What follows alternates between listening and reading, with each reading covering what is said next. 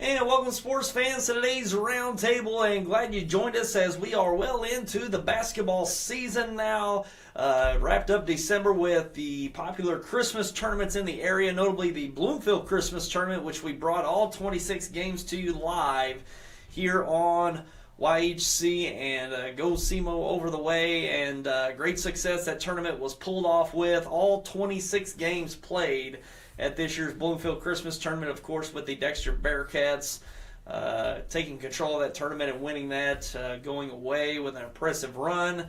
And now into 2021, we've had some great matchups this last week, certainly in conference play. We've had some great conference matchups, including the broadcast we had last night online at SEMOsportzone.com.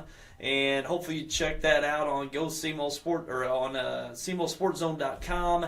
And it's the Sikeston and Charleston matchup. Be sure to go to SEMO Sports Zone on YouTube and Facebook and like those, subscribe to those pages so you can keep up with all the content we're going to be bringing to you through those pages, as well as SEMOsportzone.com. We've just about got that website ready to go, but we're going to be bringing all of the YHC TV broadcasts as well as the Go SEMO Local 95 broadcasts there at SEMOsportzone.com. So a whole lot of broadcasts will be coming to you live there on SEMOsportzone.com. But we've got some matchups or some replays to show you here momentarily of our broadcast that we did Kennett New Madrid from Tuesday night down in Kennett, and then Thursday night Portageville and Scott County Central. We'll show you some replays of those contests, some scores from Friday night across the area, big matchups that took place, and also state rankings that have been released for high school basketball for the state of Missouri.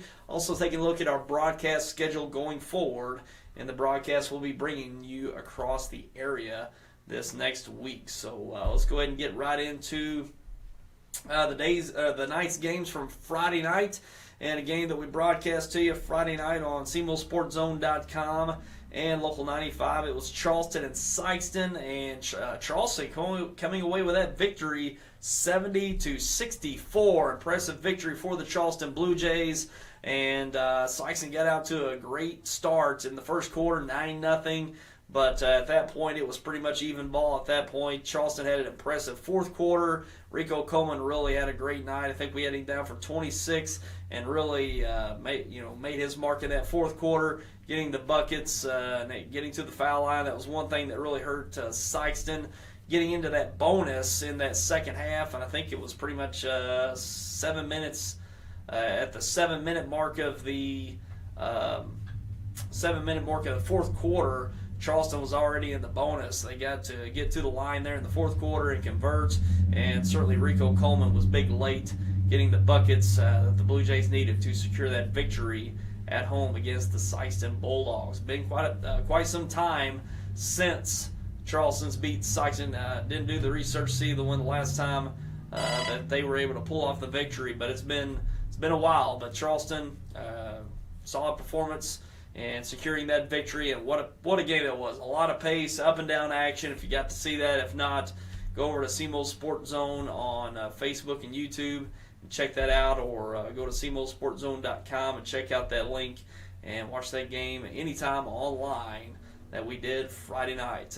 Impressive game there, and Charleston going to 1-1 in the conference, and Sikeston going to 0-2, a little down the conference. So we haven't seen Sikeston winless in the conference after the first few games, as we've seen this year. But very competitive conference this year. Should come down to the end who's going to come away with that SEMO conference title. Wouldn't be surprised if we get a kind of either a tie or even potentially a three-way tie in that conference this year, the way it looks. And it's going to be very competitive going forward.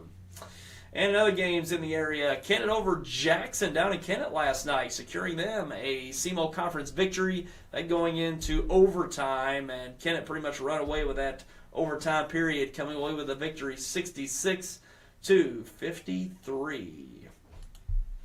And in other games, Dexter over Cape Central on the road. Dexter goes north up to Cape Central and secures themselves a SEMO conference victory as well, 52-50. And look out for the Bearcats coming off a strong Bloomfield Christmas Tournament championship run, now into back into the regular season, and a big conference win for the Bearcats, as Cape Central is going to be right there at the top. Cape Central coming off, basically these are two teams coming off championship victories in the Christmas tournaments. Cape Central winning the Southeast Missouri Christmas Tournament, and of course Dexter with the Bloomfield Tournament, and those basically the championship of both tournaments matching up there, and Dexter coming out on top in a close one. So Dexter, great conference win for them, and Cape Central is going to be right there in the mix as well. So I tell you, when if you're Dexter, you already knock out one of the top teams in the conference in Cape Central. Got some other tough ones as well: Notre Dame, New Madrid, Sykeston, and even Charleston. There's going to be a lot of them down the mix, but if you get one win over Cape Central early, that's got to be a big confidence builder for the Bearcats. And we'll be looking forward to the matchups they'll have down the road that we'll have here on YHC. And Oran over Meadow Heights, and that was a 54-46 victory for the Oran Eagles. Also, we got Doniphan over Twin Rivers over in the Ozark Foothills Conference, 53-50 in a close one. Advance over Bernie, another conference matchup there in the Stoddard County Conference, and Advance edged Bernie by 1 point. Close one there between those two. Saxony Lutheran over Herculaneum, decisively there, 58-22. Campbell over Holcomb, big, 78-42. The Campbell Camels, another team to look out for going forward. And New Madrid County Central over Hayti, getting its second win of the week, and coming off their Kennett victory from Tuesday night over Hayti, 76-46. Right? Yeah, 76-46. Also, we got Scott County Central over Oak Ridge, and that was 68-53. Pucksco over Clarkton in a close one down to the end, 49-48. The Pucksco Indians getting a win. Neelyville over Naylor over in the Ozark Foothills Conference, 62-40. Cooter over North Pemiscot in the Tri-County Conference. That goes for 103-40. Cooter putting up triple digits there over North Pemiscot. East Prairie over Bloomfield, 61-44. Kelly over Woodland, 80-52. Kelly, team to look out for this year. They did really well in that Southeast Missouri Christmas tournament, and got a win over Jackson in that tournament. Really impressive. And they're playing in that very competitive Class 4 District 1 with the likes of Doniphan, New Madrid, Kennett, and Dexter. Kelly could make some waves there in that district as well. Looking really good early on. Scott City over Chaffee, 63-56. South Pemiscot over Malden in the Boot Hill Conference going into triple overtime, 84-78. Then we've got Portageville over Scott County Central, 69-40. That goes back to Thursday night, and we've actually got replays of that game from Thursday night in Scott County that we brought to you here on Channel 21, YHC, as well as Local 95 on GoSimo and SimoSportZone.com. Let's go ahead and take a look at some highlights from that game from Friday night. Let's take a look. Duran, he's up the right side, steps in, shot in the paint up and good. All right, let's try that again. And here we are. This is Draperson Rand with a nice drive off the glass, getting it to go. And we see here, that's Brendan Garman. Nice step through with the finger roll. Nice start here for the Bulldogs getting started. And another finish there by Garman. And here we've got a nice drive on the left side, up and in. I believe that was Townsend with that finish. Here we see another put in there by Garman. And we see here Kobe Burton getting a tough basket to go for the Braves. And here we see a little three-pointer on the left side, up and good by Townsend. And nice drive here. This is Braylon Porter getting it to go for the Braves. And here, tough basket underneath, up and in. And here we got the Braves digging in. Nice reverse score there by Maney. And here we got Townsend stepping into another three. Nice start for him in the game. And we see Drew Irby stepping into a three, knocking that down on the left wing. And nice follow-up here. Alex Windsor with a nice follow-up for the Bulldogs. And we see here, nice basket up and in for the Braves. And three-pointer on the right side. I believe that was Irby knocking that one down there on the right side. Then Alex Windsor into the second half here. Nice sidestep, steps into that three-pointer. And nice drive there to the basket up and in. And the Braves making it competitive. They really brought the intensity, but Portageville just offensively too much for the Braves in this one as Townsend gets that to go. Maney steps into a three, knocks it down. And see here, nice basket on the inbound for the Braves. And nice drive to the basket and the finish off the glass.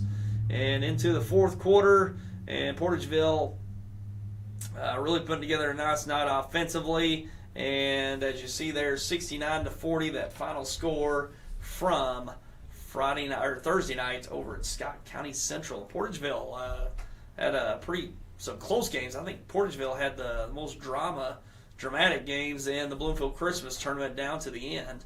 And they got a good team. Got to look out for these Bulldogs going forward. They got some talent, certainly with Brendan Garman, Drew Irby, and we're seeing some really good performances out of Reshawn Townsend, as well as Javison Rand, Alex Windsor stepping in and really contributing. So this is a team that's going to be coming into its own here. That's a Portageville team.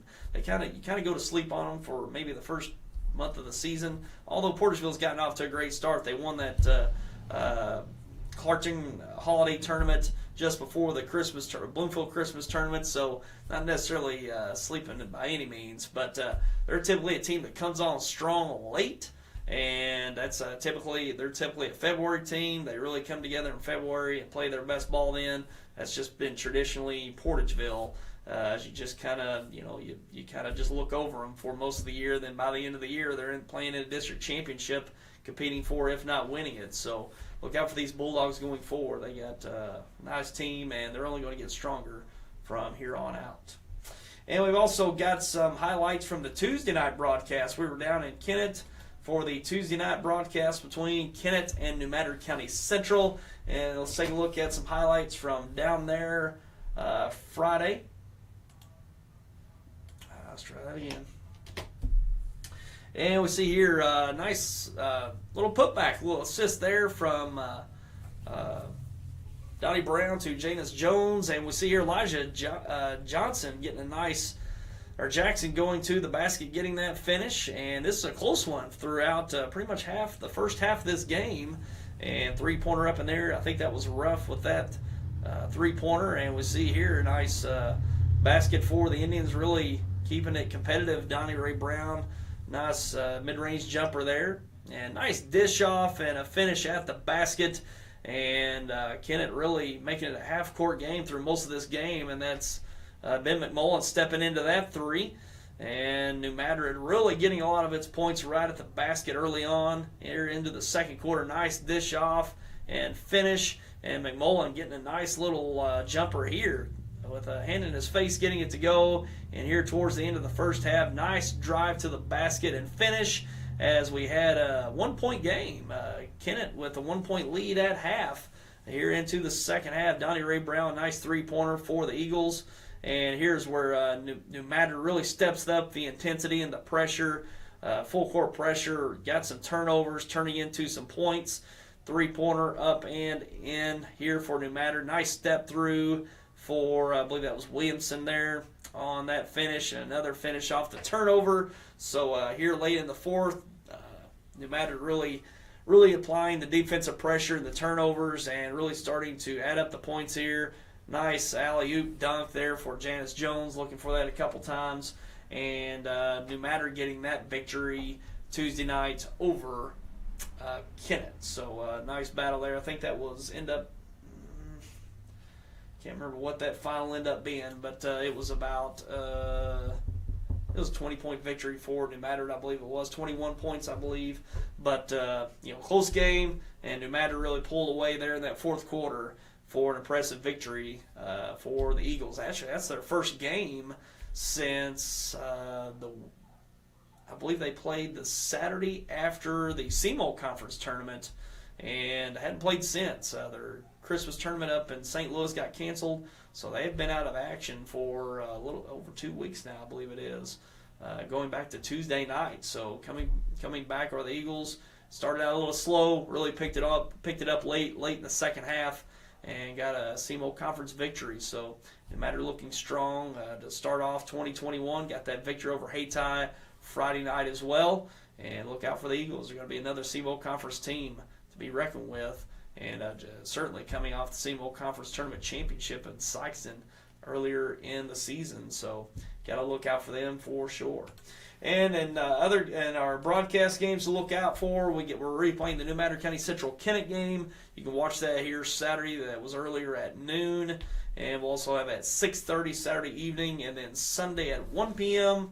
And then the Portageville-Scott County Central matchup we've got to replaying Saturday at 1:30 and 8 p.m. And then Sunday at 2:30. You can watch that Portageville and Scott County Central game here on YHC. And you can catch the both those games online. Go to YHCTV.com. Check that out anytime, as well as YHC's Facebook and YouTube pages. Check that out there as well. And don't forget about that Charleston-Sykeston game. You can go to SEMO Sports Zone. Go to the SEMO Sports Zone Facebook or YouTube pages, or SEMOSportsZone.com. We've got the link there to watch it on demand from Friday night. A great matchup there as well. And it's all we got from Friday night. We'll take a break and be back with some headlines and some state rankings to look at as well. We'll be back with that coming up.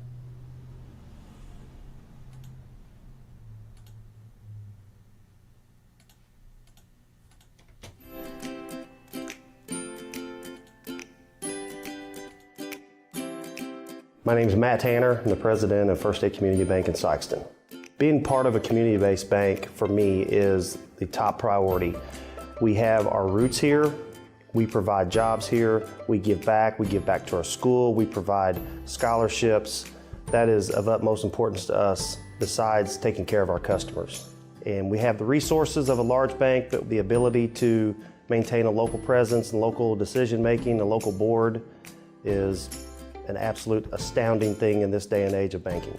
I am Matt Tanner. I am First State Community Bank.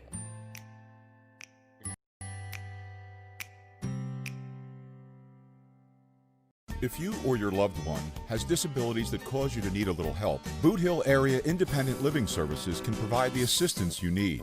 At Bales, we want you to have control of your life and assist you in thriving in an independent lifestyle. The Consumer Directed Services Program allows you, the consumer, to choose who assists you in conducting your daily activities. Bales serves Stoddard, Dunklin, New Madrid, and Pemiscot counties. Call or visit our office in Kennett to see how we can help you maintain your independence.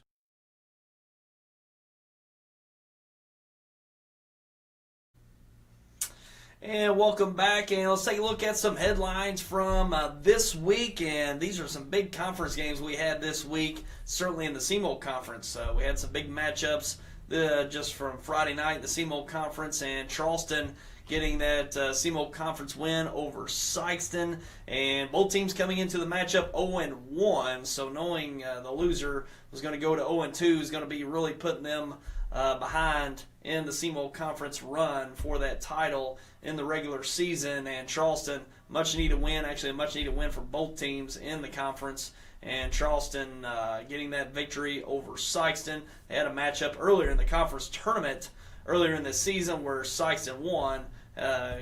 Charleston had, I think, about 3 to 4 players out in that matchup, but came back strong last night. Both teams at 100%, had full rosters, and great up and down game. If you like up tempo, high-paced basketball, you got that last night between these two.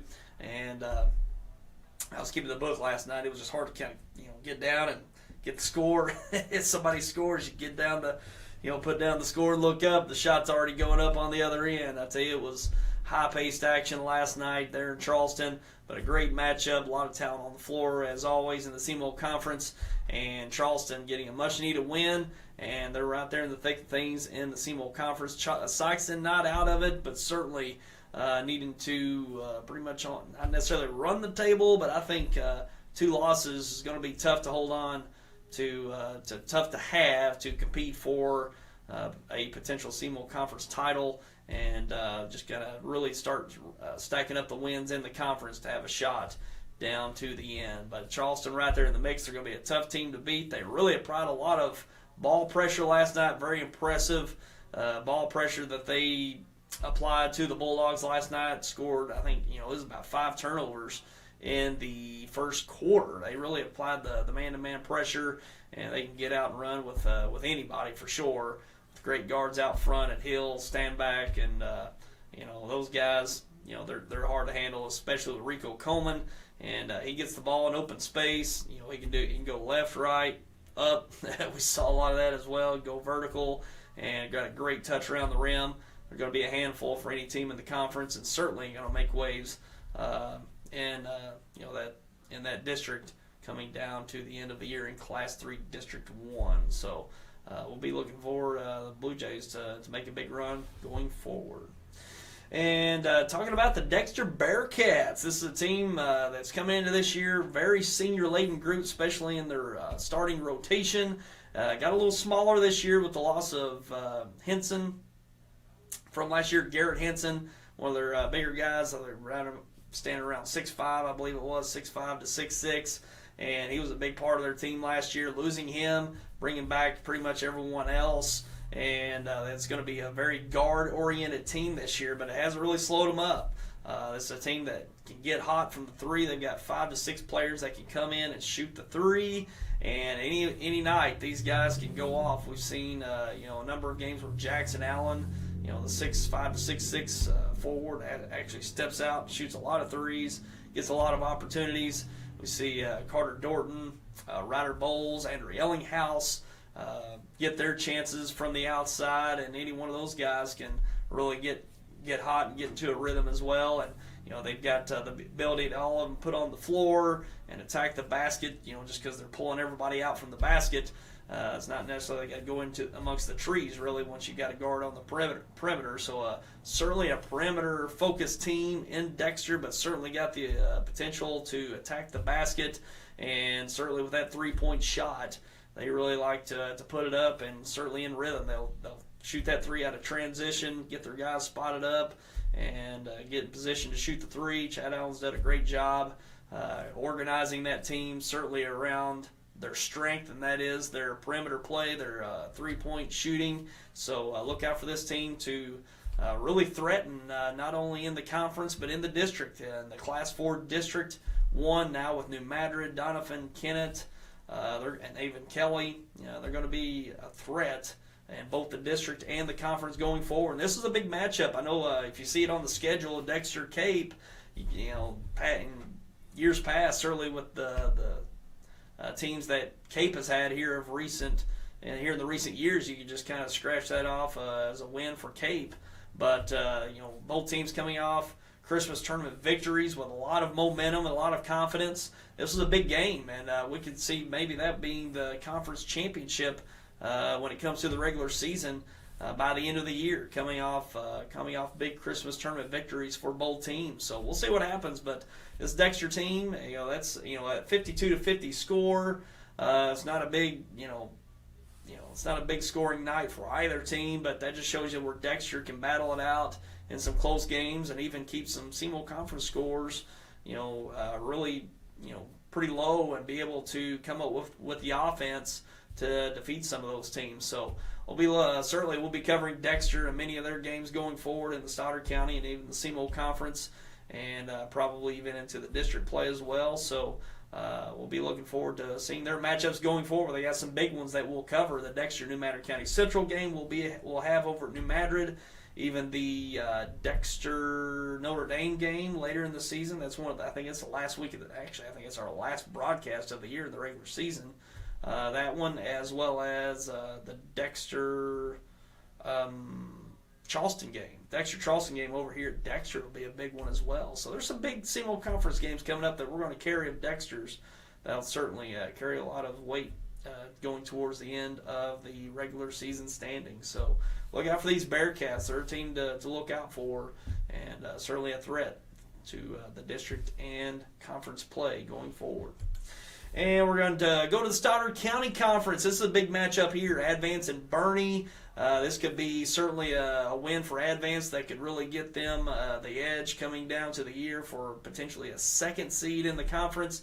Dexter playing in the SEMO and the Stoddard County Conference, looking really strong for Dexter to look good in that Stoddard County Conference this year, and it's kind of going to be a battle of kind of what we'll potentially see in a semifinal, that 2-3 matchup, and then a potentially to take on Dexter in that final. But Advance securing that win over Bernie by 1 point, coming down to the end in a low-scoring game. That's what we've seen out of Bernie games this year. Really low-scoring games in the around the 40s, right around the 50s, if that, and a really defensive-oriented team this year. And that's always a Jason Long team, intense, physical, defensive-minded, and that's no different this year. And Bernie can apply the defensive pressure, certainly with their guards. They really get after it. They got a little bit of size, too, there with Johnny Nemo, and Tyler Suter.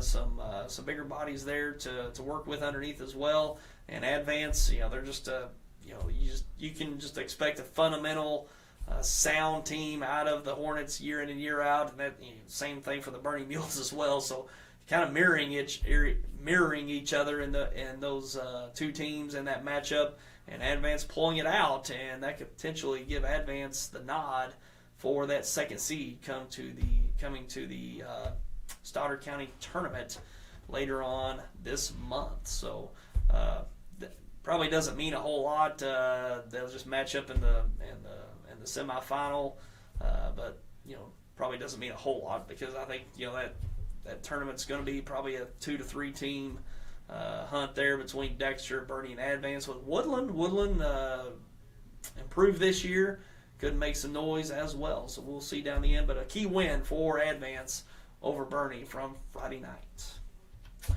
And we're going to take another break real quick, and we're coming back with some state rankings for high school basketball for the boys. We'll come back with that, as well as our broadcast schedule coming up on both YHC TV and Go SEMO Local 95 coming up. This is more than a bundle. It's more than a combo deal. It's not just stuff. This is your home, your car. And you want to give them the protection they deserve. With home and auto insurance. State Farm agents get it. It's why they're here. In Dexter, talk to State Farm agent Chris Brannon today. A few days ago, we had a customer come by the Kennett dealership looking for a new truck. I had a really good visit with Phil and our salesman. Phil had his Army t-shirt and Army cap on, retired military. We're so proud of our troops, our active and veterans like Phil. Phil left in his new truck. We all enjoyed the visit. Best price, best service. Glenn Sane, and God bless our troops.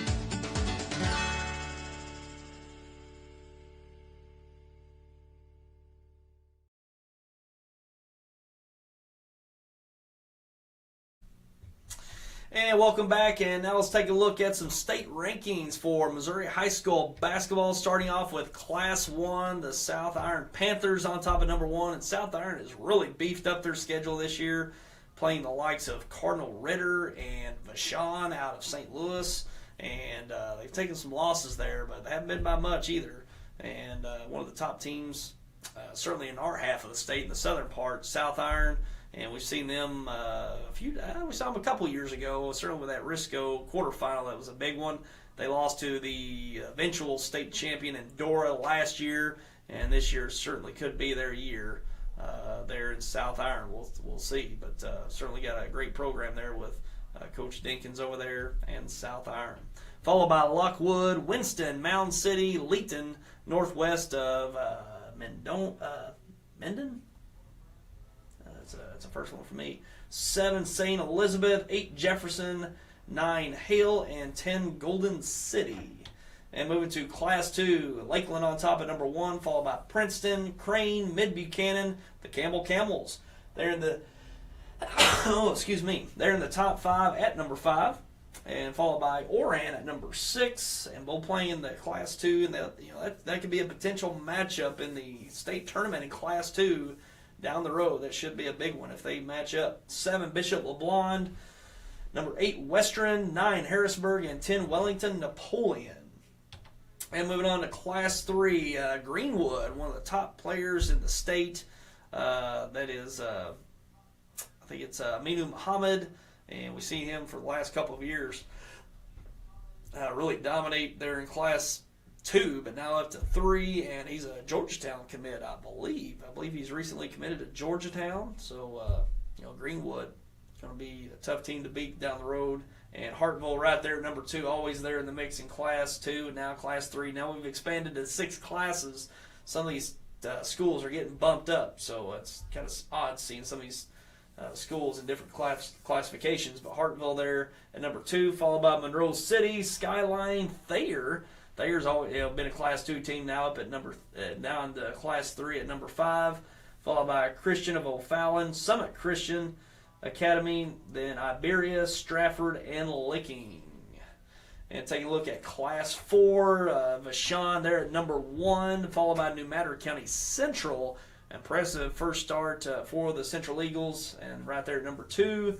Miller Career Academy at 3, followed by Father Tolton Academy, followed by Country Day, MICDS, that's Country Day, then Center, Mexico, Hollister, Mount Vernon, and East Newton.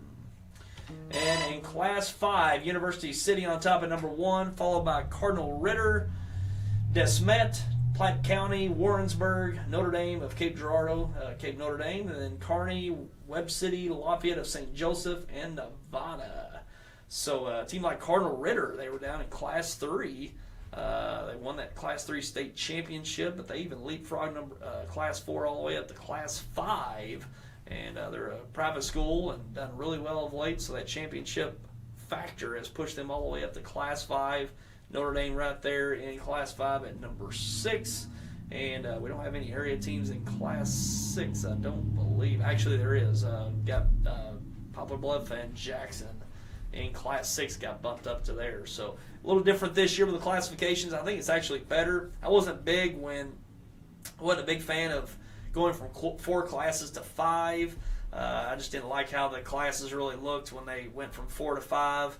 But I do like 5 to 6. I think the schools are better aligned at 6 than they were at 5. But my original fan of the 4 classes myself, but I wasn't big on the 5 classes. I thought there were a lot of schools that got bumped up that I didn't think was really like Dexter. Dexter's one of those schools that's playing amongst Cape Central and Sykeston and those schools that you think there's quite a bit of difference in enrollment, maybe not, but it's just one of those that's just one of them. But teams like Twin Rivers, Portageville, Bloomfield, schools like that, I think Hornersville, sometimes we get bumped up to 3, and they just seem like just classic Class 2 schools to me. And I think it's better now. I think schools are aligned to where they probably should be. Certainly with the schools that they are aligning with, I think make a lot more sense than they did at 5. For some reason, it just when they went to 5, it just seemed like the schools didn't really even up in 5 classes like they did 4. But I think it's better now with 6 than 5. So I think we'll have better matchups. Just more similar schools that will be matching up certainly in district and state tournament games going forward. And it certainly makes a difference with that championship factor with the private schools. Sometimes they can even skip a class and go up 2 classes just based on how well they've done in postseason play. So be looking forward to some great matchups by the end of the year, and certainly looking forward to district tournament time. But before then, we got some great conference play to look forward to, certainly in the CMO Conference, and certainly what we monitor here in the YHC area with the Boot Hill and Stoddard counties. And then you got the Tri-County Conference there as well. So it's great matchups to look forward to for the remainder of this season. Now let's take a look at our broadcast schedule going forward. First with YHC TV here on the New Wave Sparklight system. We've got Zenith at Clarkton. Zenith Hornsville at Clarkton Monday night. And then another Clarkton matchup the next night, Clarkton at Risco. Big Tri-County matchup there Tuesday night at Risco. And then Thursday night, we've got Rector at Piggott down in northeast Arkansas there in Clay County. And then Friday night, we've got Dexter at Burney. Big time Stoddard County matchup there. next Friday night, the 15th at Bernie. And then over on the Go SEMO Local 95 broadcast schedule, we've got New Matter County Central at Charleston. That'll be Tuesday night, back in Charleston. Tuesday night for New Matter at Charleston. Great SEMO conference matchup there. Then Friday night, Kelly at Chaffee. Kelly at Chaffee for next Friday night, and we'll be looking forward to that as well for those two games next week on the Local 95 Go SEMO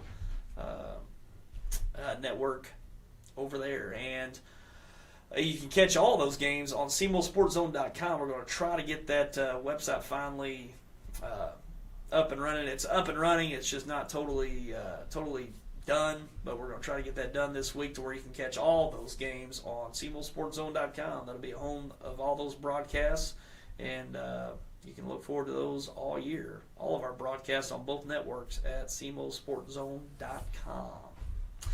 And we're going to call it a day. We got to it a lot, and it's a very exciting time of the year getting to these conference matchups here into January. That's typically what January is, great conference matchups in the area, and everything's, we've got more parity this year. Maybe the top line talent and teams isn't where it has been over the years, but I think we've got more parity this year, and we're going to see a lot more competitive games across the board for the remainder of the season. It makes it very exciting, and hopefully you'll join us along the way right here on YHC and Local 95. So we'll see you next time, and until then, I'm Tyler Wagner. Have yourself a great week.